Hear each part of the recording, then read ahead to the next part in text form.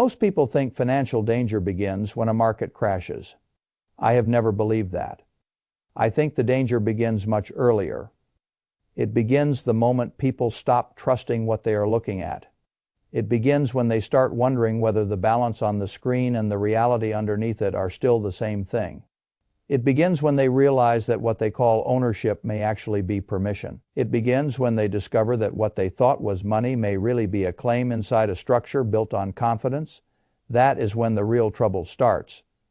I have spent my life around balance sheets, markets, banks, cash flows, contracts, and all the devices modern finance uses to make itself appear orderly. If you stay around these things long enough, you learn a simple lesson. Systems do not usually fail because people are given no warning. They fail because the warning signs show up in forms that most people dismiss until the problem has already grown too large. What worries me now is not one headline, it is not one rumor, it is not one policy change, it is not one institution making one awkward decision. What worries me is the pattern. The pattern says trust is thinning, and when trust thins, every asset has to be re-examined. A lot of people still behave as if the financial system is a machine that can be judged only by whether their debit card works, whether the stock market is open, and whether the number in their bank app still appears each morning. That is a childish way to think about money. It may feel comfortable, but comfort and clarity are not the same thing. Money is not just the number you see. Money is your ability to command real purchasing power at the moment you need it, under the conditions you actually face, without asking for someone else's grace or cooperation any more than necessary. That definition is less pleasant than the one most people carry around, but it is more accurate. If you start from that definition, you begin noticing things that other people wave away. You notice how quickly people become uneasy when they hear talk about cash withdrawal thresholds, reporting requirements, and the possibility that the state may someday decide it would like to watch ordinary banking behavior more closely. You notice that even before any law changes, the fear itself tells you something. It tells you people no longer assume that access to their own money is a simple matter. They are beginning to suspect that the system regards their cash not as unquestionably theirs, but as something that can be observed, interpreted, delayed, or recharacterized by institutions they do not control. That is not a trivial emotional reaction. It is a crack in the foundation. Once people start thinking that way, they begin asking harder questions. If I can be made uneasy about withdrawing my own money, what exactly do I own in a bank account? If I deposit cash and the institution can use that deposit inside a much larger chain of leverage, what part of this arrangement is really simple, and what part of it only looks simple because I have not needed to test it under stress? If the system is built on promises, who is strong enough to make good on those promises when too many people ask at once for the thing they thought they already had? These are not fringe questions. These are intelligent questions. They are the questions that always appear when trust starts to move from lazy acceptance to active doubt. People like to believe that the modern financial structure has made all old worries obsolete. They say bank runs are old history. They say gold bugs are emotional. They say cash concerns are exaggerated. They say the payment network is the economy, and the economy is the payment network, and therefore the machine must continue. I do not find that argument impressive. A machine can continue operating and still become less trustworthy. A system can remain open and still become more restrictive. An asset can remain legal and still become less useful. A promise can remain printed and still weaken in substance. All of this matters because wealth is not built merely by collecting nominal claims. It is built by converting labor, judgment, and time into durable command over future resources. The word durable is doing a lot of work there. If your command over future resources depends on too many intermediaries behaving perfectly, then your wealth may be less durable than it appears. That is why people become so interested in gold and silver whenever institutional trust starts to look thin. Some observers laugh at that. I do not. I understand exactly why it happens. When people hear rumors that Basel III has somehow banned the rehypothecation of gold and silver, the immediate response of a careful mind should be to ask whether the rumor is true. In this case, the rumor is not true in the simple dramatic form in which many people repeat it. The rule change people imagine does not exist the way the rumor says it does. But the more interesting fact is not that the rumor is false. The more interesting fact is that so many people are eager to believe it. They want it to be true because it would mean the paper game is finally being constrained. It would mean the distance between actual metal and paper claims on metal is finally being taken seriously. It would mean real ownership is regaining importance.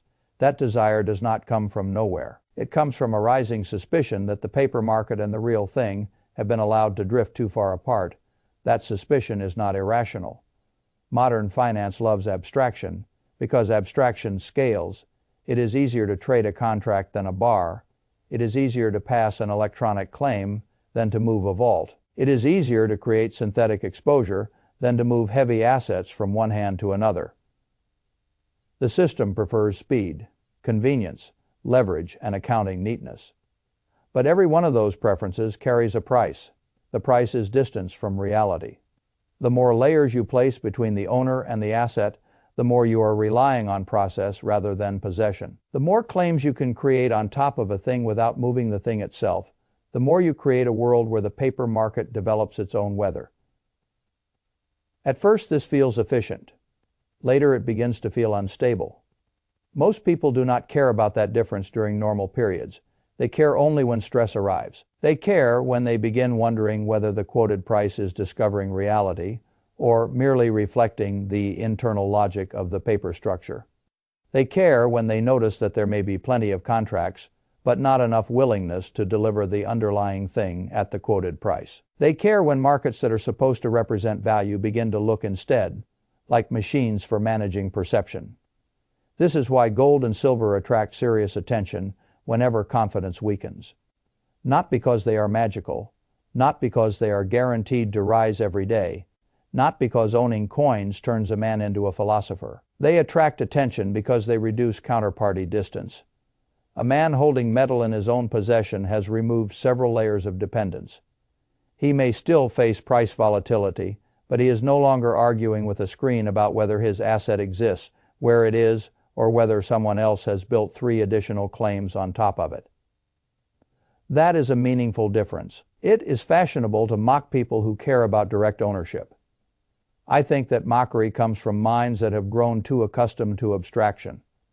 Direct ownership is one of the oldest forms of clarity we have. The more complicated a financial era becomes, the more valuable clarity becomes. That brings me to another myth that spreads because it satisfies an emotional need. The idea that North Dakota somehow sits outside the Federal Reserve System is attractive, not because it is true, but because people want a place to stand outside the machine. They want to believe there is a corner of the map where the web does not reach. But that is not how the structure works. North Dakota is inside the system. Its state-owned bank may be unusual, and that uniqueness invites speculation. But it still sits inside the larger payment rails, clearing architecture, and regulatory environment that define the modern dollar system. The myth matters because of what it reveals. People are not merely curious about governance structures. They are searching for escape hatches. That search tells you how deeply they distrust the center. Whenever citizens start looking for a state, a bank, a regulation, a loophole, a coin, or a legal category, that might place them a step farther from the central structure. It means the official story has lost emotional authority. The official story says everything is stable, regulated, and rational. The public response increasingly says perhaps, but I would still like to hold something that does not depend entirely on your explanations. I consider that a sane instinct. One of the worst mistakes in finance is assuming that because a structure is legal, codified, and well explained, it is therefore robust. Plenty of structures look elegant right up until pressure reveals where the leverage sits, where the assumptions were too optimistic, and where the promises depended on confidence more than collateral. That is why the silver issue interests me more than the headlines themselves. When a sovereign mint suspends certain silver products because of volatility, pricing issues, and sourcing strain, the event can be discussed in the usual bureaucratic language. One can say it is a temporary administrative measure. One can say the mint is simply reviewing pricing. One can say markets are functioning. One can say the official reason is enough. I have seen these kinds of explanations many times in many fields. The wording matters less than the signal. The signal is that a real institution charged with turning real metal into products people can buy is being pushed around by conditions that the paper market supposedly already understands and reflects. If the paper price is the true guide, and if the market is cleanly discovering value, then why does the real world so often begin to protest when demand tightens and supply becomes less cooperative? Why does physical availability become strained at moments when the abstract system still insists everything is orderly? That contradiction deserves attention. The mint does not buy slogans. The mint does not settle for philosophical reassurance.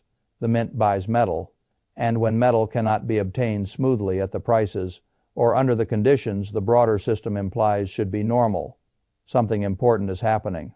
The real world is pressing back against the paper world. The underlying asset is beginning to vote against the simplified story the financial structure wants everyone to accept.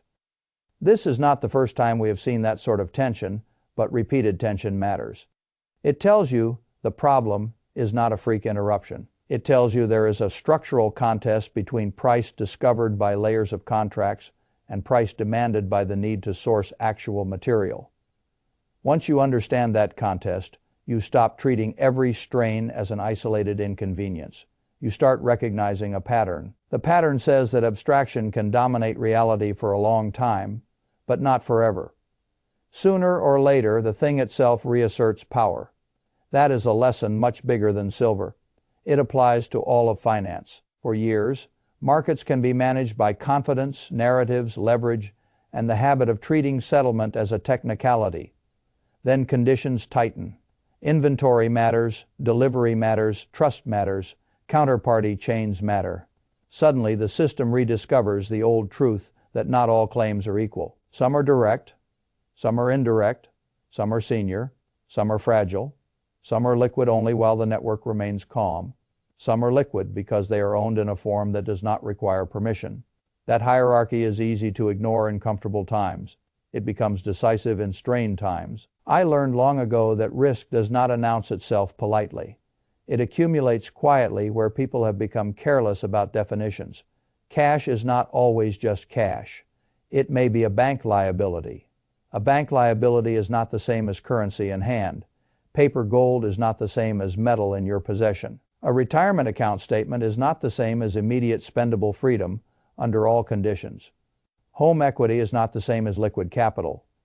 A brokerage balance is not the same as money immune from market closure, counterparty issues, policy response, or settlement disruption. These distinctions are not academic. They are the grammar of adult finance. The childish version of finance asks, what does it say on the statement? The adult version asks, what exactly is this claim? Who stands between me and it? What assumptions must continue to hold for it to function as I expect? And what happens if those assumptions are tested? When people begin to ask those adult questions, the financial establishment often grows irritated. It prefers passive trust. It prefers citizens who use the system without examining it. It prefers investors who are impressed by access, velocity, and convenience. It does not love people who ask where the underlying collateral sits and under what circumstances they can take possession without friction. I have no objection to convenience. I object only when convenience is confused with certainty. The danger today is that too many people have spent too many years inside a world where a digital interface feels like ownership and a rising nominal account value feels like security. They have forgotten that real security is a deeper concept. It has to do with resilience under pressure. It has to do with whether your wealth remains yours when the system becomes less friendly, less liquid, more expensive, more suspicious, or less transparent. That is why the current cluster of fears and rumors is worth studying, even when some of the specific claims are false or exaggerated. A false rumor can still reveal a true anxiety. A mistaken theory can still point toward a real weakness in public trust. A myth about a state outside the Federal Reserve can still reveal a very real desire to escape the reach of centralized finance. A misunderstanding about Basel III can still reveal a very real hunger for clearer ownership. A mint suspension can still reveal a very real clash between paper pricing and physical availability. The surface facts differ. The emotional direction is the same. People are searching for ground they can trust. And that search becomes more intense when inflation has already taught them that nominal balances can lose purchasing power faster than most official reassurances admit. It becomes more intense when debt levels rise and public policy appears increasingly dependent on financial engineering. It becomes more intense when citizens notice that every problem seems to be addressed by adding another layer of management rather than restoring simplicity. Simplicity is underrated. The more fragile a system becomes, the more attractive simple ownership becomes. I am not talking about simple in the childish sense.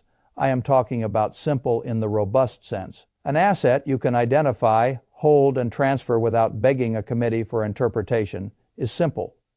A promise nested inside a tower of abstractions is not simple, no matter how sleek the app looks. I understand that many people cannot and should not place their entire lives into physical metal. That is not the point. The point is conceptual. The point is that every serious investor should understand the difference between direct ownership and mediated exposure. He should understand the difference between liquidity and fair weather and liquidity under stress. He should understand the difference between a price and a market, between a claim and a thing, between an official explanation and a genuine restoration of trust. Once you understand these distinctions, you see the world differently. You stop asking only whether your assets are legal, diversified, and professionally custodied. You start asking whether they are layered on too much confidence. You ask whether your wealth depends too heavily on institutions that assume the public will never demand a more primitive form of certainty. You ask whether your portfolio is built entirely for efficiency and not enough for resilience. Resilience matters more than people think. A man with a highly optimized portfolio and no margin for institutional stress may be less secure than he imagines. Another man with a less elegant portfolio but a clearer command over some portion of his purchasing power may sleep better for reasons a spreadsheet cannot fully explain. I have always liked assets and businesses whose economics I can understand. I have always distrusted complexity that exists mainly to flatter the designer. Much of modern finance flatters itself. It celebrates sophistication, speed, leverage, and cleverness. But cleverness can become a mask.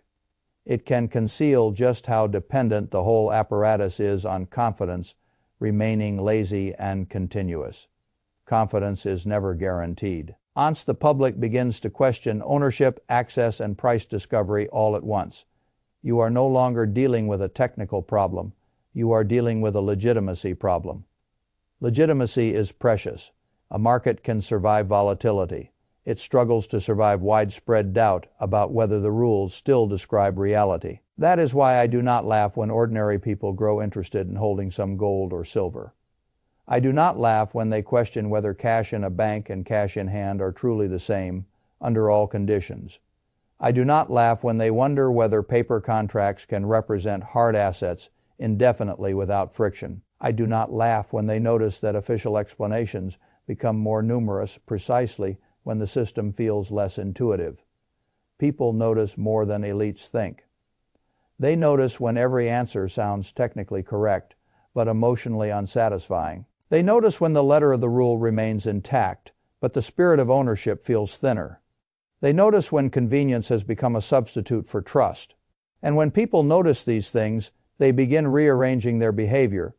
They buy differently, they save differently, they hold more liquidity, they seek direct ownership, they shorten the chain between themselves and what they own. They become less willing to accept 3 layers of explanation where 1 layer of possession would do.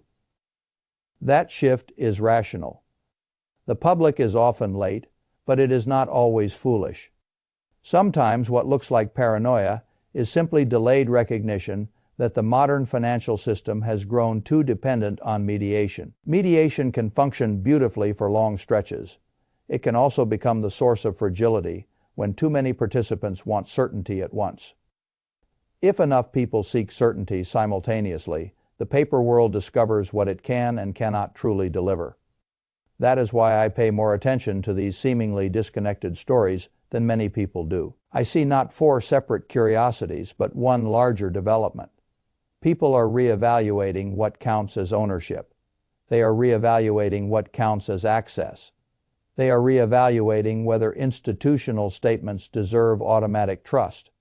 They are reevaluating whether the official price of a thing tells the whole truth about the market for the thing itself. When those reevaluations begin, history tends to move.